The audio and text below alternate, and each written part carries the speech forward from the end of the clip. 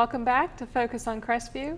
I'm Karen Hardell, owner of a Better Ledger Company and president of the Crestview Area Chamber of Commerce.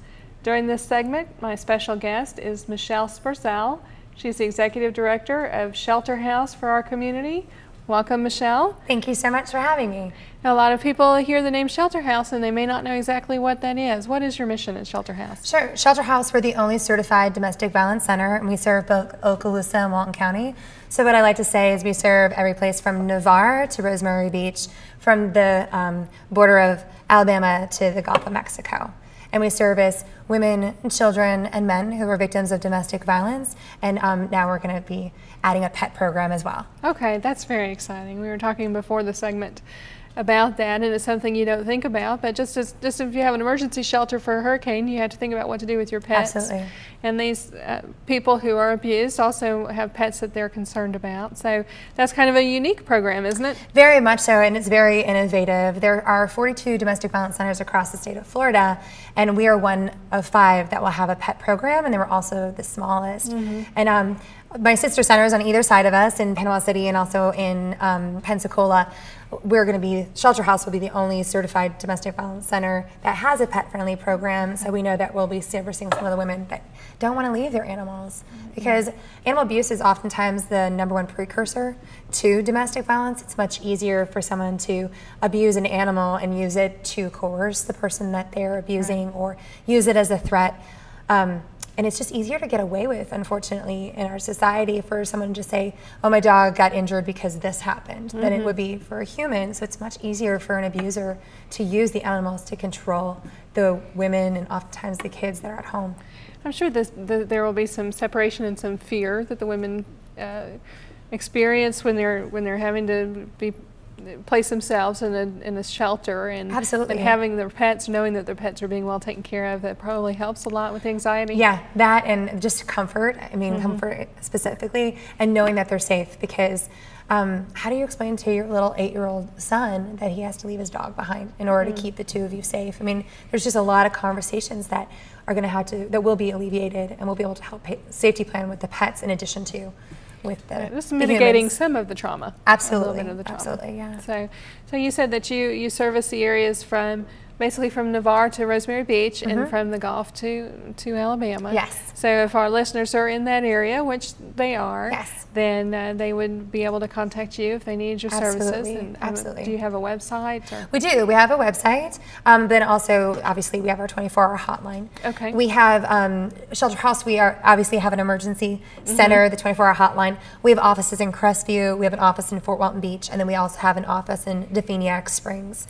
And so the offices that are out in the different locations, those are for individuals who might be still living with the abuser and they need some help in order to escape, or it might be someone who was in a previous domestic violence situation, who's fled, who's in our local area, and who just really needs to have that constant check-in, safety planning, wants to get to know the area, and still needs a lot of community resources, and they're using us in order to tap into those. Okay. Yeah. So there's a lot of ongoing support that takes place. Yes, absolutely. We do a lot of peer support. We have different support groups in all of our different offices.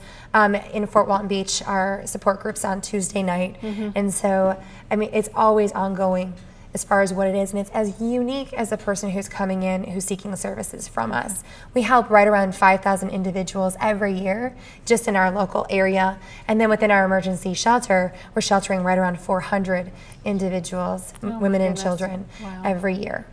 And Shelter House is a nonprofit organization. Yes. I understand you're a United Way agency. We are. So if people are interested in helping, what's the best way for them to do that? Sure. If people want to advocate, donate, or if they want to volunteer for us, the best thing to do would be to go through our Fort Walton Beach office. That phone number is 243-1201.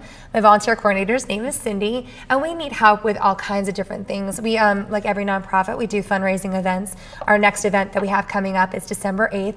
It's an event that's very close to my heart. It's the Luminaria Run. It's a night race, and we do it in Sandestin, and we light all of Sandestin with luminarias. Wow. It's a 5K and a 9K, and the 9K is unique because every 9 seconds a woman loses her life to domestic violence. And so we have that to remind everybody. And so the event itself is kind of more like a vigil, because you're running in the dark with this candlelit path, but then you come to the after party and we're basically celebrating all the different people who have survived. It's a great, fantastic event, and it's very unique to the area. It sounds like that would be very moving. Absolutely, absolutely, and that's December 8th, and December 8th. We're always looking for volunteers to help out with that. We have an event that's an educational event that's going to be in February, and that ties into our WHAM conference. WHAM stands for Women and Money. Okay. We have an economic empowerment class, and the reason that we have that is one of the reasons that someone stays is because they can't afford to leave. Right. And when I first came to Shelter House, I was looking at, like, what is it that we're missing? Where are the different gaps? And that was one thing that we saw, is that if we were able to teach our women about finances and money, that they would be able to save in order to be able to escape and leave. And so we actually went after a grant from the Allstate Foundation, and I'm really excited because we got it. We've had a program now for 3 years. And so we do different classes in the community. We actually have one in Crestview on October 6th, which is going to be this coming Saturday.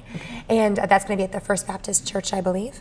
But people can call our office to find out that information. And then we also have a conference that's going to be at Sandestin in February. It's an all-day conference, and we bring in different community partners who are experts. Like we have Vicki from Kitchenique who comes in, and she'll do a cooking on a budget class, or a cooking healthy on a budget class. And so she'll take like an entire side of a pig, and she'll teach people how do you break it down in order to make all these different meals. So you can make stir fry from it, pork chops from it, boneless pork chops from it, by spending $10 on, or probably I think $20 on this giant piece of. Wow, that's good information for everybody. It's awesome, and that's why we did the WHAM conference, because all women should know about money. We shouldn't just have it be within our four walls and on our campus with the women that we're working with. And then this past year we added a youth track, and so we're also teaching the children about money as well, because I definitely agree that once we invest in the children, then one, we're hopefully preventing them from ever being financially abused or financially taken advantage of. And then two, we're also setting them up so that they understand finances earlier. Because people don't learn it in school anymore. And so you have to rely on different community partners in order to teach the kids about those kinds of things. So. Well, that's very near and dear to my heart, and I agree with that, and I'm really happy that you're doing that. Yeah. And I think for people in general, but especially for women, it's a confidence issue. If they if they don't think that they'll be able to make it on their own, then they're afraid to get out of that situation. Absolutely. I mean, that's a total fear, especially when you have someone who's giving up everything to come into our emergency shelter.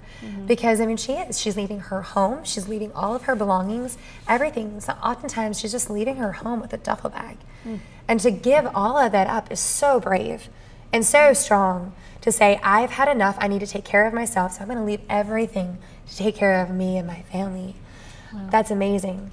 And if we're able to give her tools to be able to survive on her own through our economic empowerment classes, or hopefully getting her into our transitional housing program, then she's going to have a better chance, her and her family will have a better chance of being violence-free for the rest of their existence, especially those relationships. We do a lot of work with the kids, and the reason that we do that is because what they've seen in the home is not the example of what's normal. They're used to people yelling. They're used to people yelling at each other and screaming and hitting.